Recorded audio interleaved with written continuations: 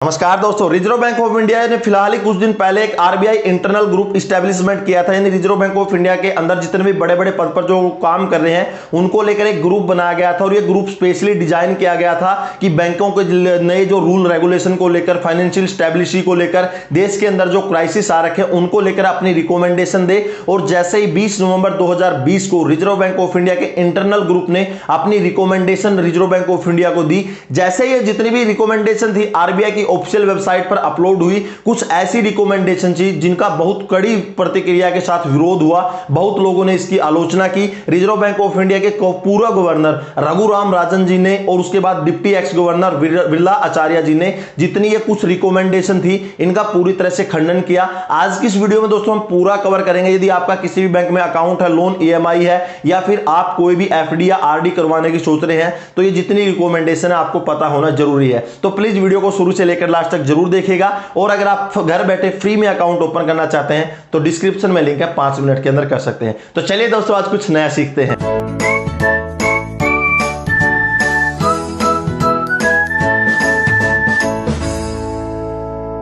RBI internal group ने अपनी recommendation 20 नवंबर 2020 को जैसे ही रिजर्व बैंक ऑफ इंडिया को सबमिट करी और जैसे ही वो रिपोर्ट आरबीआई की ऑफिशियल वेबसाइट पर अपडेट हुई, उसके बाद उनका बहुत बुरी तरह से आलोचना होने लगी। रघुराम राजन जी जो पहले गवर्नर रह चुके आरबीआई के, उसके बाद बिरला आचार्य जी जो डिप्टी एक्स गवर्नर रह चुके हैं आरबीआई के, उन्होंने भी इसको लेकर बहुत बड़ा लेख लिखा। इसके अंदर बहुत सारी रिकमेंडेशन थी जिसका लोगों ने बहुत सारा साथ भी दिया, लेकिन कुछ ऐसी रिकमेंडेशन थी जिनका बहुत बुरी तरह से विरोध हुआ, जिसके अंदर रिजर्व बैंक ऑफ इंडिया के इंटरनल ग्रुप ने रिकमेंडेशन दी कि जितने भी लार्ज कारपोरेट हाउस है वो अपना खुद का बैंक ओपन कर सकते हैं एज ए प्रमोटर। जैसे कि बहुत बड़े बड़े कारपोरेटर में जैसे कि अंबानी आ गए, अडानी आ गए, टाटा आ गए, ये जितने भी बड़े हाउसेज हैं वो अपना खुद का बैंक ओपन कर सकते हैं एज ए प्रमोटर। जैसा कि आप लोग जानते होंगे कि रिजर्व बैंक ऑफ इंडिया की गाइडलाइन 1949 के अनुसार जितने भी जो बड़े कारपोरेट हाउसेज हैं वो अपना खुद का जो बैंक है, शेड्यूल्ड कमर्शियल बैंक, वो ओपन नहीं कर सकते। तो इंटरनल ग्रुप की ये रिकमेंडेशन है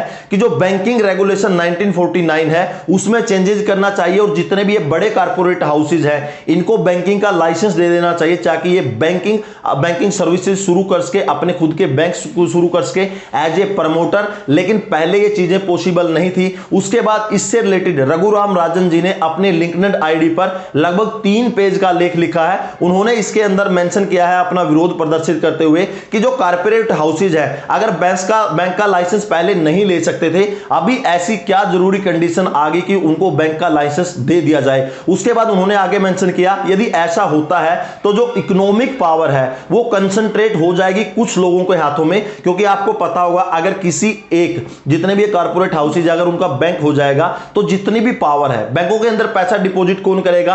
आम पब्लिक, हम आप लोग और जितने भी छोटे मोटे लोग हैं वही बैंकों के अंदर अपना पैसा डिपॉजिट करते हैं। तो अभी उसके अंदर मेंशन किया गया अगर ये ऐसे कारपोरेट हाउसेज अपना अपना बैंक ओपन करेंगे तो जो इकोनॉमिक कंसंट्रेशन है वो एक हाथ में आ जाएगी और जितने भी बैंकिंग पावर का है उसका मिसयूज हो सकता है। उसके बाद उन्होंने मेंशन किया कि यदि किसी भी कारपोरेट को जिन्होंने अपना बैंक ओपन कर रखा है, लोगों ने उसके अंदर पैसा लगा रखा है, अगर वो खुद अपना बैंक में ऐसा करेंगे, अगर उनको लोन की रिक्वायरमेंट होगी तो उनको बिना किसी रोक टोक के, बिना किसी सिक्योरिटी के डायरेक्ट अपने बैंक से लोन ले सकते हैं। और अगर वो कल लोन नहीं चुका पाए तो लोन एनपीए में चला जाएगा और पैसा किसका डूबेगा? आम जनता का, जिन्होंने बॉन्ड के अंदर पैसे लगा रखे हैं, जिन्होंने एफडी आरडी के अंदर पैसे लगा रखे हैं, जिन्होंने म्यूचुअल फंड के अंदर पैसा लगा रखा है। तो पैसा किसका डूबेगा? जिन लोगों का जिन्होंने बैंक के अंदर पैसा लगा रखा है। तो अगर कारपोरेट हाउसेज खुद अपना ही बैंक से अगर लोन लेंगे तो उनको लोन लेने में भी कोई दिक्कत नहीं आएगी क्योंकि जो पूरी पावर है कारपोरेट हाउसेज के उसमें रहेंगे। उसके बाद उन्होंने आगे मेंशन किया कि अगर कारपोरेट हाउसेज के खुद के बैंक होंगे, जो भी बड़े निर्णय होंगे वो कुछ ही लोगों के हाथ में होंगे। अगर उनके बैंक से रिलेटेड उन्होंने कुछ चेंजिंग करने होंगे या बैंक से रिलेटेड कुछ अलग से अगर रेगुलेशन बनाना पड़ेगा तो सब कुछ पावर कुछ ही लोगों के हाथ में रह जाएगी। आगे वो मेंशन करते हैं बैंक को इंडिपेंडेंट होना चाहिए, नहीं तो जितने भी ये बैड लोन है वो बढ़ जाएंगे। अगर बैंक की पावर कुछ ही लोगों के हाथ में रह जाएगी तो एनपीए बहुत जल्दी जा सकते हैं, पैसा लोगों का डूबेगा और किसी का नहीं। आगे उन्होंने मेंशन किया अगर ऐसा कुछ हुआ तो बैंकों के ऊपर है जो पॉलिटिकल प्रेशर है वो बहुत ज्यादा हो जाएगा। रिजर्व बैंक ऑफ इंडिया एक इंडिपेंडेंट बॉडी है, उसको इसी तरह से काम करते हुए रहना चाहिए। बैंकिंग जो पावर है कुछ कॉर्पोरेट हाउसेज में देना बिल्कुल ही गलत होगा। उसके बाद आगे कहते हैं कि अगर जितने भी छोटे बिजनेस है या इंडिविजुअल बरोबर है अगर उनको लोन की रिक्वायरमेंट होगी तो सिर्फ उधर से उस बैंक से लोन ही नहीं मिल पाएगा, क्योंकि वो कुछ ही लोगों के हाथ में पावर है, वो उस पावर को अपने ही बिजनेस के लिए यूज करेंगे। लेकिन ये जितनी भी हैं दोस्तों ये सरकारी बैंकों के लिए नहीं है, जितनी इंटरनल ग्रुप ने गाइडलाइन दी है, यानी वो प्राइवेट बैंकों के लिए रिकमेंड किया था कि जितने भी कॉर्पोरेट हाउसेज है वो अपना खुद का प्राइवेट बैंक ओपन कर सकते हैं एज ए प्रमोटर।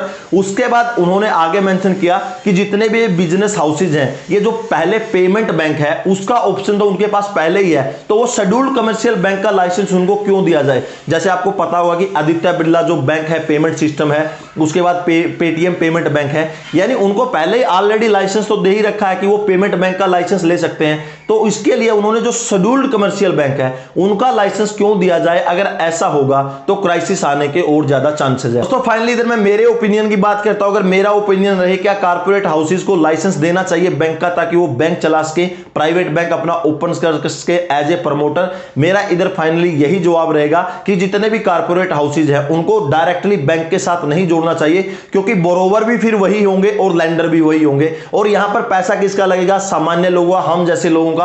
हम ही लोग इसके अंदर एफडी आरडी वो डिपॉजिट करवाएंगे, तो डायरेक्टली इसका बेनिफिट जा सकता है उसी कंपनी या कॉर्पोरेट हाउस को जो इस बैंक को ओपन करते हैं। क्योंकि दोस्तों अगर आप एक्सिस बैंक का एग्जांपल लें या दूसरे बैंकों का, प्राइवेट बैंकों का एग्जांपल लें, तो उधर जितने भी लोगों ने उसके अंदर शेयर है वो डिवाइड हो रखे हैं कि फलाने का इतना फलाने का इतना है। लेकिन इधर यदि इतने भी ये कॉर्पोरेट हाउसेज को अगर बैंकिंग लाइसेंस देते हैं तो जितनी भी कंट्रोलिंग पावर है उनके पास ही रहेंगे और पैसा हमारा होगा, लेकिन यूज उसको कोई और करेगा। अगर मैं पीछे डाटा की बात करूं 2020 में 6.1 ट्रिलियन रुपीज है वो एनपीए में कन्वर्ट हो चुका है, और जिसके अंदर लगभग 70% से ज्यादा अमाउंट बिजनेस जितने भी लोन है वो एनपीए हुए हैं। यानी 30% लोन ही इंडिविजुअल बरोबर के हैं, जैसे कि home loan, education loan, personal loan, credit card dues, यानी 30% ये है। 70% जो लोन है वो बिजनेस लोन एनपीए में कन्वर्ट हुए हैं। यस बैंक डूबा था, यस बैंक भी बिजनेस लोन की वजह से ही डूबा था।